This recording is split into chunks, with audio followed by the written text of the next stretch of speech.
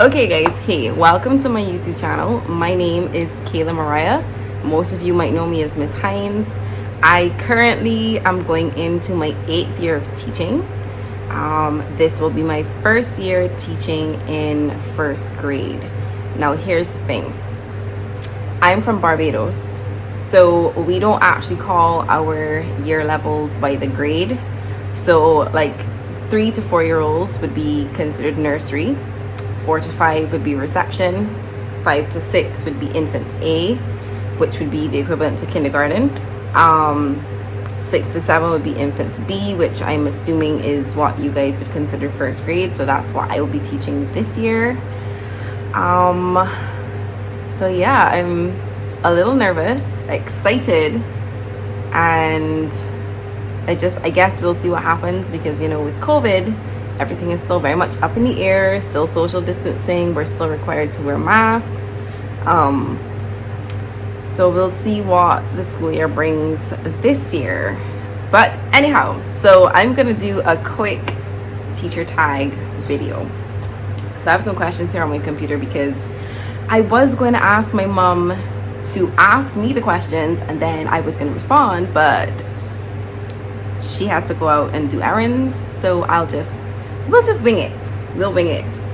So, okay, I feel like I answered this already. What do you teach and where and how long have you been teaching? Yes, I did answer those already. Oh, I like this question. Did you always want to be a teacher? So here's the thing. I was actually studying dance, and that was going to be part of my first degree. Then I got injured, and I am diabetic. So the injury, if I continued dancing, would kind of been a reoccurring thing where it would just constantly get re-injured. So my doctors actually recommended that I just kind of not stop dancing completely, but just like cut down on the amount of dancing that I was doing, which for me was tough because like dancing was literally my life. And so then there was like a time frame after I stopped the whole dancing thing where I picked up photography, and that was like my one true love. Like, you would not see me without a camera in my hand. If it wasn't a camera, it was a phone, and I was always taking pictures and videos. And oh my god, my family was like so irritated with me at one point because every time we had a family event, I was like, click, click. Oh no, don't move. Yeah, perfect. Smile, do it again. Okay, wonderful. That was me at every family event. But I had intended to pursue that as my career choice. So I wanted to become a freelance photographer. I had it in my head that I was going to travel, you know, the whole 9 yards. And then that clearly didn't work out. So then I kind of returned to college, and I was going to do I was going to pick up languages. So I've done French and I've done Spanish. But I kind of took like a gap year after I got my certificate back for Spanish. And in that gap year, I felt like really unproductive. Like, that was supposed to be the year I was supposed to get myself together, figure out what I really wanted to do. But like after a month of trying to figure out what I wanted to do, it really wasn't happening. So I then actually applied at the school that my mom used to work at. So she's retired now, but at the time she was still working there. And so I applied at the school to become a teaching assistant, and the rest is basically history. Like, I'm legit going into my 8th year of working there. That is crazy. So I was a teaching assistant for 4 years. And then going into my 5th year, I was promoted to a class teacher. So, yay me! Woohoo! How exciting! All right, so I think I kind of answered that question, and I'm really sorry if this video is like all over the place. Bear with me. Bear with me. Who was my favorite teacher? That's a good question. Who was my favorite teacher? I mean, it's kind of biased, but I would have to say my mom, because she just has so much knowledge and she's so willing to share and she's so willing to help out. Like, I kid you not, 99.9% of the emails in my inbox are from my mom, and it is literally her sending me resources from Teachers Pay Teachers, from private websites, or YouTube videos on like tutorials. Like, she literally goes all out. Like, there's no stops, no breaks, nada. She is just all out. That's her. And I absolutely love, appreciate, adore, and worship my mother. She is a gem. And anyone that's watching this that knows me, that knows my mom, knows that, as biased as it might be because it's coming from her daughter, I'm telling the truth. She really is a gem. Like, no joke. Who are some of your favorite teacher YouTubers or Instagrammers?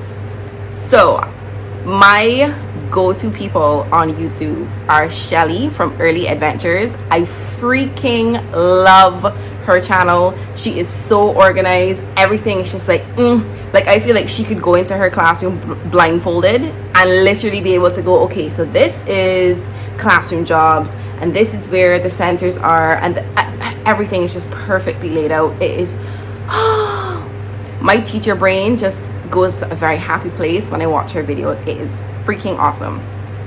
And the other person that I absolutely adore is Latanya from Smarty Style. She is amazing to her classroom. Same thing, totally organized, beautifully laid out.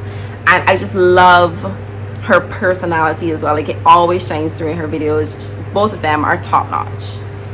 And then the last one that I'm going to answer for this is, what is one of your best classroom management tips? Now, before, I probably would have said like behavior chart or bucket filler or whatever. But after being a class teacher for 3 years, and obviously then being an assistant for 4, and making my own observations and mental notes and stuff, I've kind of realized that, you know, while the behavior charts do serve their purpose, the bucket fillers do serve their purpose, blah, blah, blah. I find classrooms are more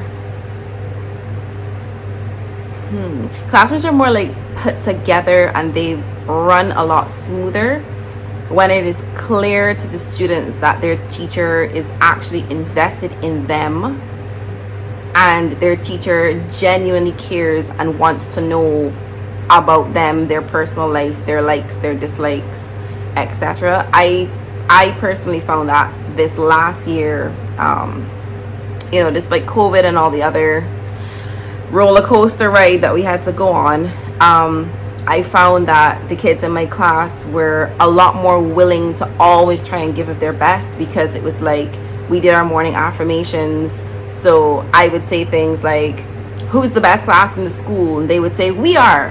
Or I would say, okay, what kind of students does Miss Hines have in her class? And they would say, you have smart students in your class. And then I had one student who said, well, Miss Hines, I don't like the word smart anymore. It's too small. It only has 5 letters in it. So I said, oh, you're right. I said, okay, well, what word would you like to use to describe the kids in the class then, if you don't want to use smart? So she was like, can we say that we're intelligent? And okay, to a 5-year-old, like, the word intelligent is massive, and it made such a difference. And I found like a lot of my quieter students really started to come out more. There was more class participation. You know, students were more open to trying. They weren't afraid to fail. And I always used to remind them as well, like, you know, guys, Miss Hines can also make mistakes. Just because I'm an adult doesn't mean that I'm perfect. Just because I'm an adult doesn't mean that everything I say or do is going to be the right thing.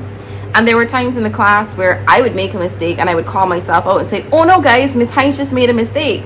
And I had this thing where I would say to the students, if they made a mistake, I'm like, it's just a little hiccup. It's okay. We can fix it. Let's think. Put on your thinking cap. Tie it on tight. And I just found, for me, in terms of classroom management, it made my children a lot more focused, a lot more determined, and a lot more willing to try. And they got out of the habit of saying, I can't do. They got out of the habit of, as soon as they couldn't get something done, the hand would go up and say, Miss Hines, I need help. And I started to see a lot more like critical thinking happening, a lot more teamwork happening. Students were more willing to try and fail and then try again, whereas before it would be try, fail, and then have a whole meltdown. So for me, it's just mainly be relatable, be open, be honest, and you will get the same back from your students. So I hope that you enjoyed my video. I hope to do more. I'm gonna put myself out there and possibly throw myself under the bus. I will try this time around to film classroom setup, but we will see, because technically my classroom is already set up because I haven't moved classrooms, but I still have to go back in and put up things on the display boards, rearrange furniture again, so we'll see. But stay tuned, make sure you like, share, and subscribe. That would be awesome. And check the description box because I have my Amazon wish list up. And if you're feeling generous, I would really appreciate if you would purchase something and send it my way, because teacher salaries only go so far. Anyhow, over and out. Bye guys.